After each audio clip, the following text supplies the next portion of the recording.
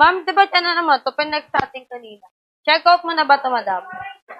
Okay, so number 85 is pwedeng maging handbag and pwede po siyang maging backpack. Ayan siya. Ayan po sa harap po, meron nga po tayo ditong packet. Ayan, perfect na po yan paglagay. Pag baby girl, lagay ng tali nila or mga candies, pwede dyan sa harap. Ayan, sa likod may packet na rin tayo dito ha. Pa-zipper po parehas yan. And double zipper din po siya. Pinaka-open natin. Ayan, so side by side, is meron na nga po siya pwedeng lagayan bukod po sa pinakagitna. Pa-thermal bag na rin po yung yung isang side nito na maliit. Ayan. Tapos sa ilalim, kung merong baon po yung mga anak nyo, kanin, or ulam na para hindi agad lumamig, ayan, dito nyo na lang po ilagay. Bukod sa kasya po dito yung ating Tupperware, thermal bag po siya. Tapos sa side na to, pwede ka pa dyan maglagay. Ayan po si ating basket number 85.